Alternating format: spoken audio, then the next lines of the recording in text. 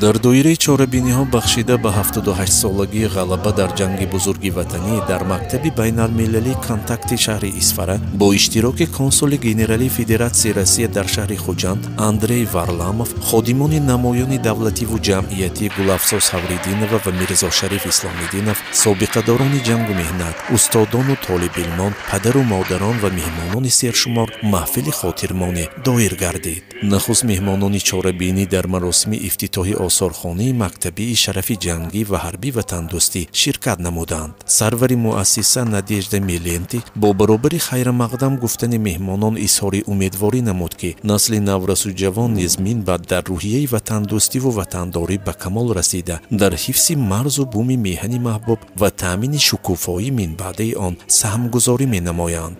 омӯзгори фанни таърих Абдуманнон Раупов экспонату гӯшаҳои алоҳидаи осорхонаро муаррифӣ намуда, дар иртибот бо аҳамияти пирӯзии халқҳои шӯравӣ дар соли 1945, Исфара дар солҳои ҷанги бузурги ватанӣ ва қаҳрамониҳои сарбозони ватан дар набард алайҳи фашизми гитлерӣ ҳарф зад. ӯ оид ба корнамоиҳои фарзандони ватандӯсти тоҷик, ки дар майдонҳои набард баҳри озодии диёр ва осудагии ҳамдиёрони хеш ҷонбозиҳо кардаанд, суханронӣ намуда, аз ҷумла таъкид дошт, ки дар қатори ҳазорон муборизони ҷабҳаҳои ин ҷанги хонумонсӯз 7389 нафар родмардони Исфара низ қаҳрамониву диловариҳои бемисл нишон дода, 1049 нафарашон ба хотири ҳифзи осудагиву ободии инсоният ҷони худро қурбон кардаанд. 5440 нафар фарзандони зафарманди бо пирӯзиву сарбаландӣ ба зодгоҳ баргашта, минбаъд барои пешрафти ҷомеа ва фароҳамсохти рӯзгори ободу осудаи имрӯзи мо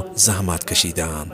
дар доираи ифтитоҳи осорхона ҳамчунин муаррифии китоби тозанашри рӯзномаи сарбоз, ки ба қаҳрамониву ҷоннисориҳои ҷанговари тоҷик Қосим Осимов бахшида шудааст, баргузор гардид. мураттиби китоби рӯзномаи сарбоз рӯзноманигор Наталья Кутузова зимни муаррифӣ ба зодаи Исфара, соҳибкори муваффақ, бунёдгузори мактаби байналмилалии контакт Исроилҷон Олмасов барои сарпарастии нашри китоб изҳори сипос намуд. дар паёми видеои худ Исроилҷон Олмасов қайд кард, ки китобе ки достони шоири маъруфи тоҷик Муъмин Қаноат суруши Сталинградро низ дар бар мегирад, сокинони сайёраро огоҳ месозад, ки ҷанг ва фаромӯшсозии таърихи гузашта қобили қабул нест. консули генералии Россия дар шаҳри Хуҷанд Андрей Варламов дар навбати худ таъкид дошт, ки 300 000 сарбозони фиристодаи Тоҷикистон дар ҷабҳаҳои гуногуни ҷанг бар зидди фашизми гитлерӣ мубориза бурдаанд. дар қаламрави ҷумҳурӣ госпиталҳои эвакуатсионӣ мустақар буданду кишвар гурезаҳоро аз манотиқи мухталифи иттиҳод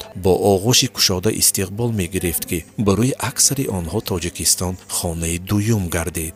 сарвари маркази рӯззабонҳои шаҳр Людмила Темирова зимни суханронӣ зикр намуд, ки ба туфайли сиясати хиратмандонаи асосгузори сулҳу ваҳдати миллӣ пешвои миллат, президенти ҷумҳурии Тоҷикистон муҳтарам Эмомалӣ Раҳмон дар Тоҷикистон таърихи гузашта муқаддас нигоҳ дошта мешавад. президенти кишвар таъкид менамоянд, ки ёдбуди ҷанги бузурги ватанӣ, ҳифзи ҳақиқати таърихӣ дар бораи он, мубориза бар зидди кӯшишҳои таҳрифи таърих яке аз вазифаҳои бунёдии ҷумҳурии соҳибистиқлоли Тоҷикистон маҳсуб мешавад. баромадкунандагон дар бораи дирӯзу имрӯз сухан гуфта наврасону ҷавононро ба донишомӯзиву ватандӯстӣ, сабақ гирифтан аз далириву шуҷоати бобою бобокалонҳо дар ҳимояи марзу буми меҳан ҳидоят намуданд.